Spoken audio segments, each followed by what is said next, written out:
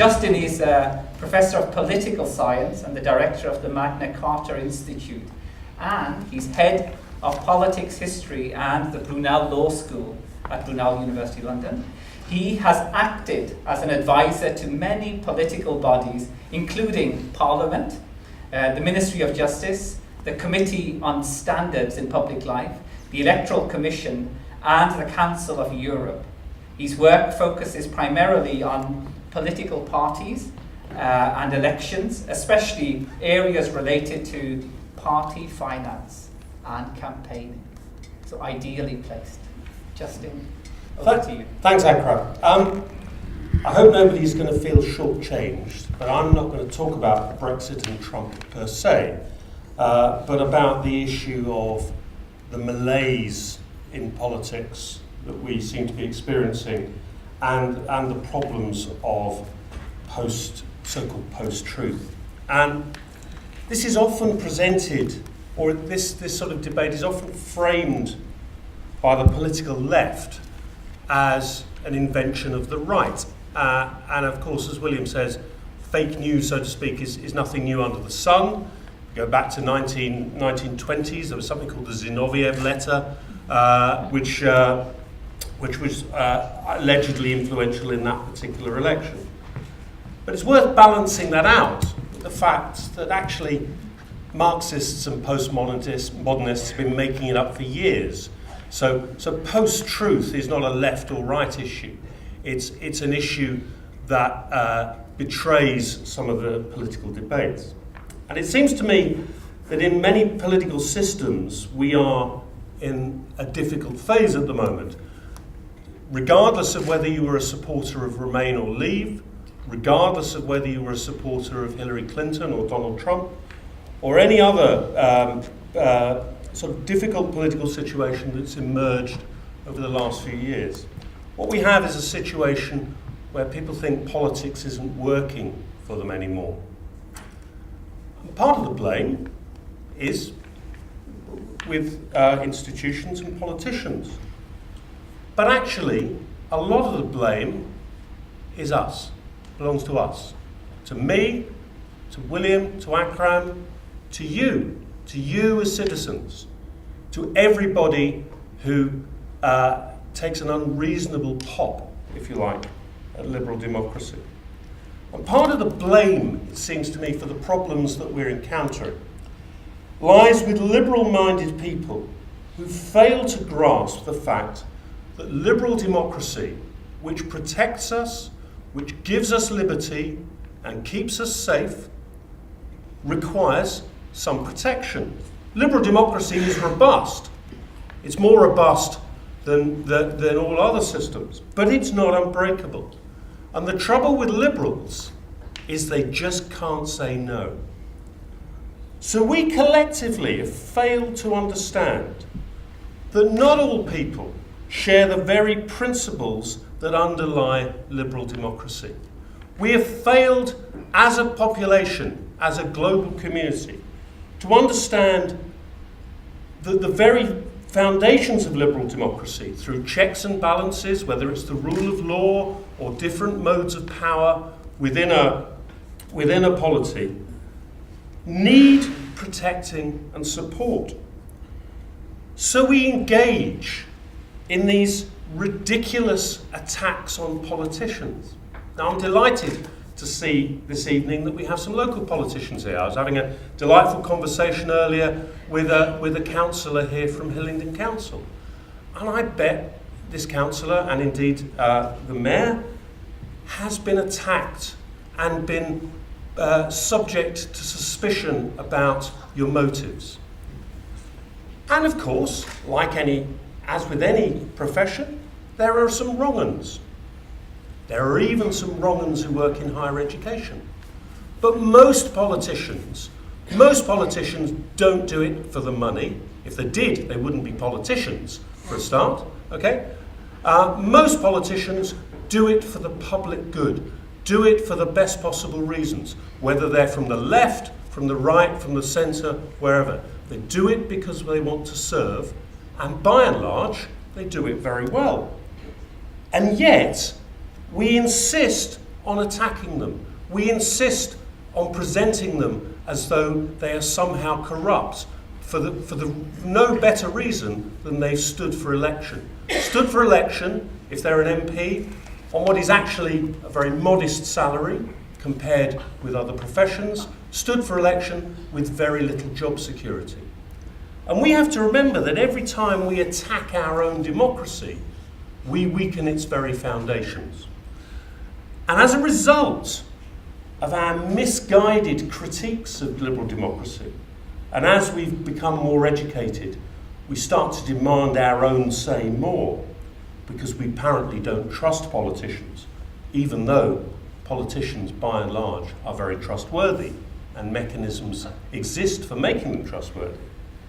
We've resorted to using fundamentally majoritarian ideas like referendums, which themselves can threaten the foundation, the equilibrium of a liberal democracy. Now, what I mean by that is that the beauty of elections, what makes elections the most wonderful thing about our liberal democracy, is there is something called loser's consent. So if I vote in the general election, and let's say I vote for the sake of argument, the Liberal Democrats, if my party loses, I consent to that, because I know there's another election down the line, at least 5 years down the line. And that's fine. We accept the rules of the game. Some you win, some you lose. And indeed, if you're the Labour Party, you can make it up and pretend you've actually won the last election. Okay? But you accept that some you win and some you lose. But the trouble with referendums, and we resort to this in the name of having our say and being democratic, is too often they are one-stop events. And the problem with that is you don't get losers' consent. It's easy enough if the referendum result is incredibly decisive. And we saw that, for example, with the AV referendum. But even the AV referendum produced a third of the population that lost. But when you have a referendum, as we did in Scotland, as we did in 2016, that divides the nation so much, what we find through our empirical examination is that the decay in terms of democracy satisfaction lasts a whole lot longer. So what you have, regardless of which side of the debate you're on, and it would be the same if Remain had won by 52 to 48, are vast swathes of the population who don't get that loser's consent. What they get is loser's bitterness. So actually, I think there is a strong case to argue that referendums are fundamentally undemocratic. There is a good reason why we have representative democracy, and that's because we're all too busy to take those decisions ourselves. Now that takes us to the problem about post-truth. Because one of the problems about liberals is they suffer from a bad case of self-loathing. And that case of self-loathing creates a fetish for the inclusion of ideas, the inclusivity of ideas. And what that means is that we leave unsupported claims totally unchallenged. We leave claims which are somebody's interpretation but with no basis in evidence unchallenged because it's important that everybody has their say. Well, of course it's important that everybody has their say, but if someone is talking nonsense, we should rise up and challenge that and explain why. And indeed, we create environments where this sort of nonsense can fester. One of the things we've seen at universities is the growth of what we call safe spaces. Now, safe spaces originally were a very sensible idea, often used by women's groups in order to debate things without men crowing in and disrupting the proceedings. Very sensible. But what they've become now, through this desire, this obsession with not being offended, is an environment where effectively ideas are invented and not subject to any challenge.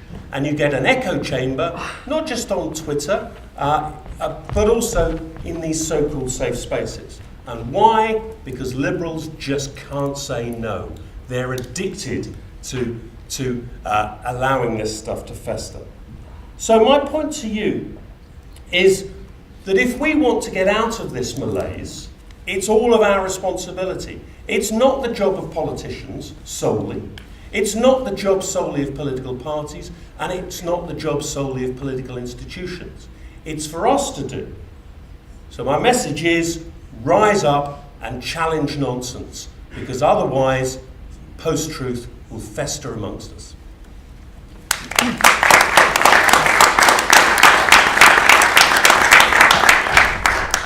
Thank you very much, Justin. That was impassioned. Very good. Attacking democracy weakens democracy. Why? I mean, shouldn't it actually sort of make us see, or should it strengthen democracy? Well, it can do, of course. I mean, but part of democratic life is the ability to challenge, and we can do that in a whole range of ways. My point is that we end up challenging the very foundations of that democratic stability by bypassing representative democracy and having referendums all the time. And the idea that the only way a decision can be made is by putting it to the people. And the problem with a referendum is you take an enormously complex question, whether we should change the electoral system, whether Scotland should be a different country, whether or not we should leave the European Union, and you put it down to a binary choice. And the problem, frankly, is that those questions are too complicated to be settled with a single yes/no answer. And we see this in the interpretation of the Brexit result. Now, whatever one thinks of the Brexit result is immaterial, okay? But we've had 1,000,001 different interpretations. Apparently it was about immigration, not mentioned on the question. Apparently it was about taking control, not mentioned. Apparently it's about this, that, and the other. And both sides of the debate will say that they are interpreting the result in a particular way, and that is the problem. It is a device which fundamentally leaves most people as long-term losers, whereas the beauty of elections is that most people are at some point winners, whether that's at central government level, local government level, devolved government level, and while we're still in, European level. And, if I may, I mean, I see that there is a lot of logic in that position, but can we try to test it against the backdrop of Brexit? Because what the referendum result finally proved was that there was a very significant divide between what the people believed, even if it was just the 52 against the 48, and what political institutions actually believed, which, with a small fraction within the Conservative Party, there wasn't much support for Brexit. So, how would you have addressed that on the basis of your theory that we should naturally rely on elections rather than referenda? Well, firstly, because for all of the talk about Brexit, and this has changed completely since last year, Europe was never even made the top 10 of most important issues that voters thought about. Okay? It was a minority sport, thought deeply about by people who were rabidly pro or rabidly anti. You know when you're not a very important issue when you're beaten by pensions. Okay? And that Europe was beaten by pensions. Now, since the Brexit vote, we have effectively a new ideological cleavage in British politics. But that's not a function of rising from below, with the elites being out of step with the population. It's a function of that exercise creating what's at the moment a deep division in society. And my concern is that through our fetish for having our say and giving back control to the people, we've created a situation where the country is bitterly divided. It's certainly bitterly divided in Scotland, and there's plenty of evidence that that's the case today. And when you see the demographic divide in terms of who voted for what, I'm not sure anybody wanted the byproduct of that to be effectively a divide between those under a particular age and those over a particular age. Now, people are entitled to vote how they choose. They're entitled, if you vote anti or vote pro. But that sort of creation through an unnecessary exercise has consequences, and we're to blame for that because we won't rely on politicians sorting out the problems. We can raise the problems all the time, and politicians do respond. They do respond to the demands of people. There was an unnecessary referendum which wasn't being called for. But Justin, who sets the agenda? I mean, you mentioned pensions. Yeah? I mean, whenever there's a general election, it's the elite, the politicians, the media that goes in to actually set these are the agendas. But maybe you're missing something. Maybe there is some tectonic shifts, some cracks that we begin to see which are systematized within our society, that this highlights to us that maybe these are just coverings, pensions and other aspects, but really there's a deeper, malign problem that exists within our society, and this highlights to some extent when things rub against each other. Right. My point is not to say that elections are perfect. My point is to say that they are better than the alternative. And actually, what parties are responsive to that? Why did the Labour Party shift its position on law and order under Blair? Not because Blair was necessarily authoritarian, but because when Labour MPs were going around canvassing, what people wanted on the doorstep were criminals locked up. Right? There are no votes in being liberal on crime, and Blair realised that. He responded to that. Whatever you think about this as a political issue, okay, forget about whether the morals of it. What the Conservative Party did in the 2000s was respond to voters' growing concerns with immigration. Okay? And immigration had been off the political agenda since the late 70s. It rose up on the political agenda and parties started responding to it. My point about Europe was, some people felt deeply about it, felt very concerned about it, but not as concerned as they were about bread and butter issues. So the system's not perfectly responsive, but it's a much better one than having these exercises which divide people down the middle. Can I just say that I think many people's reading of why we had a referendum was because David Cameron called a referendum to solve the problem with the Conservative Party. Therefore, although I agree with you that referendums are a waste of time, I don't believe that the public are to blame particularly for that, although I know that it was, part of that public promise. didn't ask for it, so it is wrong to say it's our fault.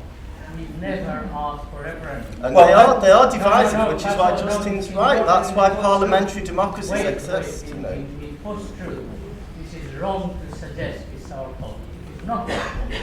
We did not ask for it. Well, hey, but before David Cameron gets... Wait, you're talking enough. Okay. Because all the stuff you said was complete. So, first of all, it was given to us. So it cannot be our fault. So the statement that it's our fault is completely rubbish. That's post-truth. Nothing to do with reality. And it was given to us. And it wasn't given by the all political party. It was given by a particular set. And it was given by the set because the division within that set. And so it was a party problem which became a country problem. And nothing to do with people in this room, and nothing to do with the public. It's rubbish to do with our fault. You go back to your drawing board and take the facts and then come back and tell me. So I said none of it at all what you said.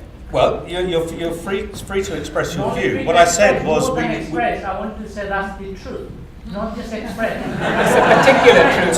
to which you're free to do. And you're not making the truth. My point was that we have a share of the blame. Yeah, but that it's not just... It's not just the point. You make the point with the correct statements. You made the wrong statement to say it's our fault. It's not our fault.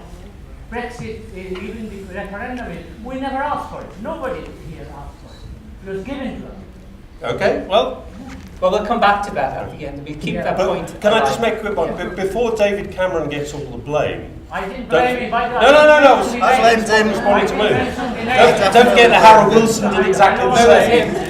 I would blame him. Just you you want to say a quick? No, I was just going to Okay, come so back. we'll come back to that in a Yeah. moment, right? So thank you very much, Justin. Okay.